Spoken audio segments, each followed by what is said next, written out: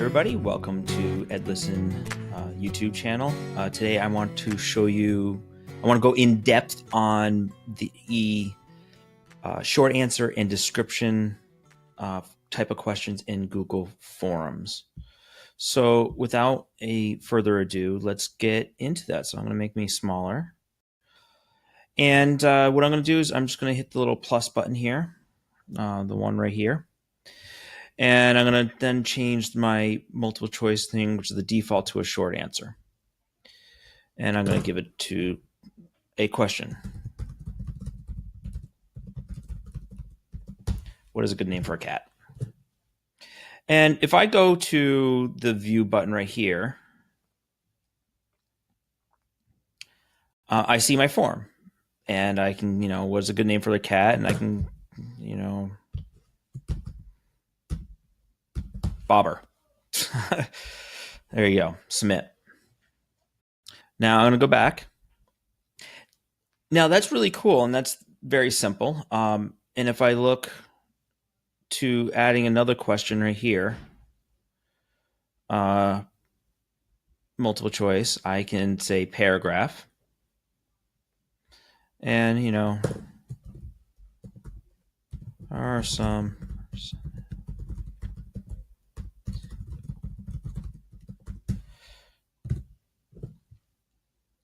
And here's a question. It's going to be longer than one word or one quick sentence. So I want it to actually have long answer text.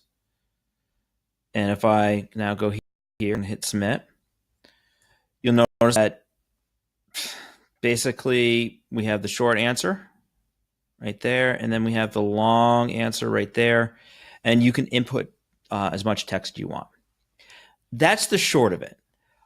These have similarities, and there's a lot of cool things you can do with them. So I'm going to go back, and I'm going to highlight other items that you can do with these, and they're kind of hidden items. The first place I want you to take a look is right here at those little three dots. And you'll notice that it has the ability to add a description. Now, the description is a little bit of helper text. It's not going to show up in the spreadsheet, but it is kind of helpful.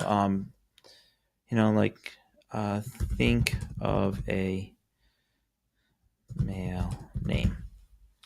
So this is a little helper text to say this is a male name. So if I go back to my survey and go ahead, and I'm going to have to hit refresh on this page, you'll notice that the think of a male name right here is right there. So it works out really nice with that being there. And then your answers are there. So I'm going to go back. What else can we do? So we added this, and you'll notice that if you click on the paragraph and you click on the two dots right there, it has the same options as the short answer. So we're going to just work on the short answer one, noting that the paragraph has the same options as the short answer. So what can I do here? Another really cool thing is, what's a good name for a cat? Maybe we want to show an image of a specific cat. And then you'll see this little tiny icon right here. So let's go ahead and click that. And that brings up a place that you can either upload an image, you can take a snapshot, or I'm just going to do a quick search because we're talking about cats right now.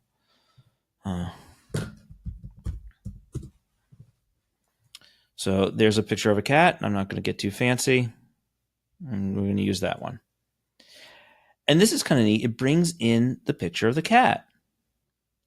So what's that look like? So I'm going to go back to my server. I'm going to hit refresh. And there you go. What's a good name for, I probably should change a cat to this cat.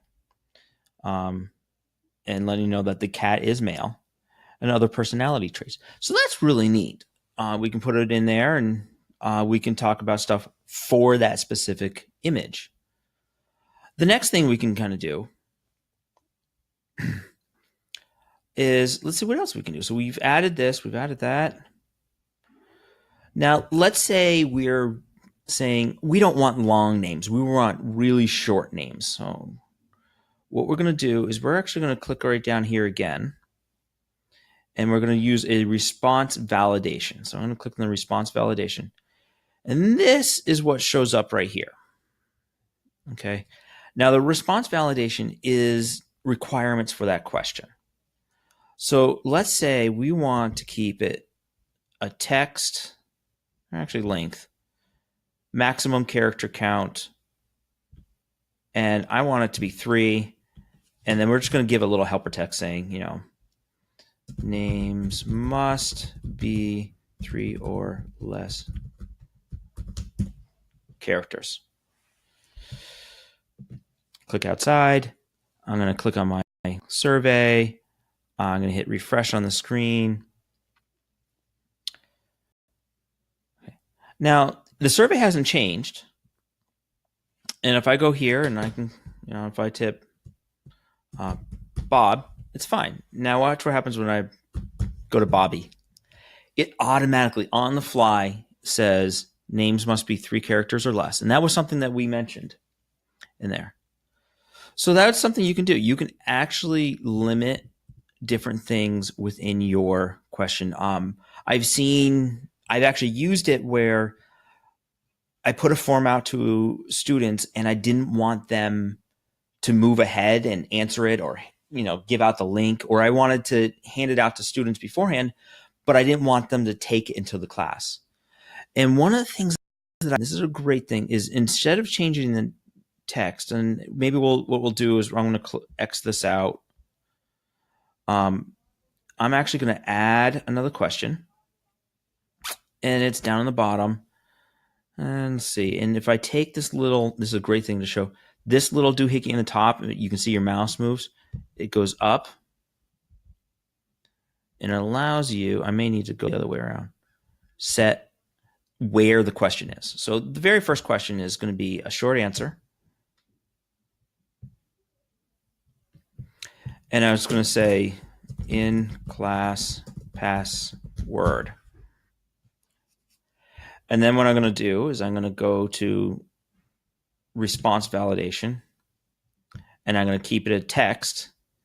And I'm going to say contains, and then I'm just going to come up with a random thing of QWERTYUP. Top, if anybody's looking at it, that's the top row of my keyboard. But I'm not going to tell the teachers that. So now I'm going to go back to my survey. I'm going to hit refresh. I'm going to reload it here. And, you know, I can put my answer in here. Joe. And I probably can submit because there's one other thing I need to do here. And, you know, litter trained, always really important. If I hit submit, it did let me go. So there's one other change I need to make for that to work. So I'm going to go back to my survey.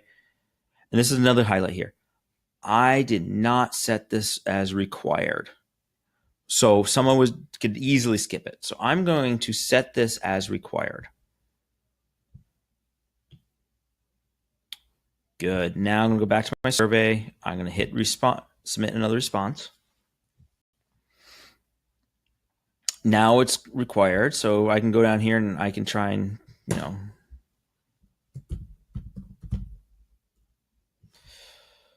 and hit submit, and it stops me. And I can't get by here. If I try and say, well, I'll just put my name. Ooh. So one other problem here, must contain, it gives me the password. So let's go back here. Default is telling you what it should contain, but we can add a custom text. So we're troubleshooting here. Password will be given to you in class. Click outside, click here. Let's refresh, reload this. Now let's see if we can get that in-class password in there for the cat. So I'm going to go in here and say, ooh, I wonder if it's Bjorn. Nope. Wonder if it's 1234. Password. It's not letting me through. until I put that in. So, and then I can put my answer in, and Joe,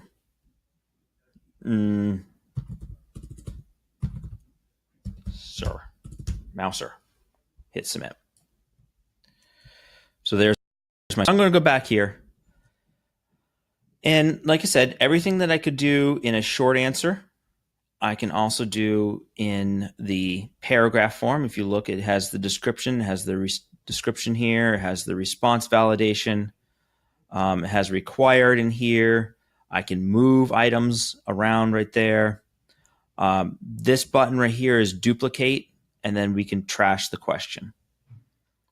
So it works out really nicely for the type of forms for these two things. So I want to say thank you very much for listening, and please subscribe to my YouTube channel and have a good day. Never stop learning. Yeah. Thank you very much for listening, and never stop learning. I'll get that right one of these times.